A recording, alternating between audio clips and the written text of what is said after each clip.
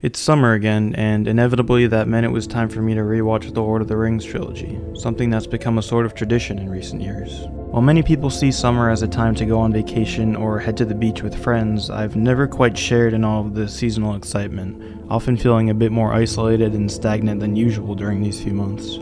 For me, watching the Lord of the Rings movies is my favorite form of escapism, breaking free of the mundanity of summertime, even if only for a few hours at a time. I think all films are a great way of escaping, but the fantasy genre in particular has such a way of transporting me to these different places, to worlds more fantastic than mine could ever be, full of characters you can't help but love. Hayao Miyazaki excels at this, and so does Nintendo, especially with the most recent entries into the Legend of Zelda franchise. So how exactly is the Lord of the Rings peak escapism? Well, I have a few guesses. I have to start by talking about Howard Shore's score. As sweeping as it is quiet, the music elevates these movies to new heights. I seriously don't think my emotional attachment to these films would be as strong as it is had Howard Shore not composed its score. The diversity in its sound is incredible, whether it be the quiet innocence of the Shire's theme or the harsh, overbearing music of Isengard. More importantly than the music itself is its employment in the movies. The film's use of leitmotifs, especially those associated with certain characters, are consistently incredible, never failing to do the exact job they set out to do. However, my favorite leitmotif isn't associated with a character at all, and rather a place. The Shire's theme is carefully sprinkled throughout all three movies. By establishing what it means at the beginning of the Fellowship of the Ring, its coziness and cheerfulness, it now has the power to come back and make the audience feel just as homesick as Sam and Frodo do. In the midst of this life-threatening quest, one that doesn't even guarantee a safe return, Shore's theme will remind us of what our characters are fighting for. Here, check it out.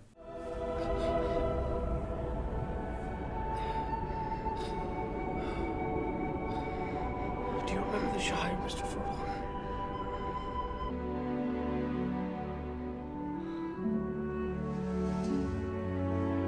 The channel Listening In has an amazing video on how these movies use music where he articulates much better than I ever could, and I've left the link to that video in the description. When talking about escapism, I think the set design and world building have a big part to play. We can be audibly immersed, and Howard Shore made sure we were, but if the accompanying visuals are lacking, then our immersion will be entirely broken. Luckily, the Lord of the Rings trilogy succeeds in both departments. It's so genuinely impressive that these movies look the way they do for the time they were created. Through amazing set design, costume design, and the effortless coexistence between practical and groundbreaking visual effects, Middle-earth becomes real. A world so rich and dense, a world that Tolkien wrote extensively even outside of the Hobbit and Lord of the Rings series, it could have so easily felt flat and unalive had it not been for an incredible team of production designers. I find the miniatures they use to be fascinating too, so detailed and intricate that it's hard to believe they were made by hand. I love the way the journey progresses as well. There's such a clear start and finish in these films, and it really does leave you feeling like you've experienced the full scope of a story. We can see the progress being made not just as Frodo and Sam get closer to Mount Doom, but also tonally.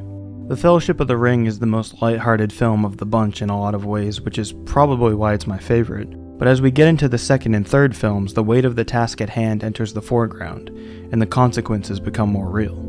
A great way of looking at this evolution is through Merry and Pippin. In the first film, they're sort of just the lovable goofballs, often just being used as comic relief, but as the story progresses, their joke density decreases and they become more wholly realized as characters with hopes and fears of their own. When talking to friends and family about this trilogy, a word I tend to use a lot is heart, that they're so full of heart and love.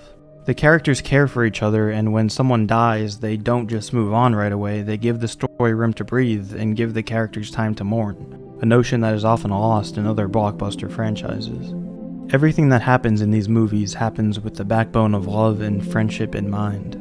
And it doesn't take many behind-the-scenes clips or interviews to find out that the people involved in making these films really did care about what they were making and had a ton of fun doing it.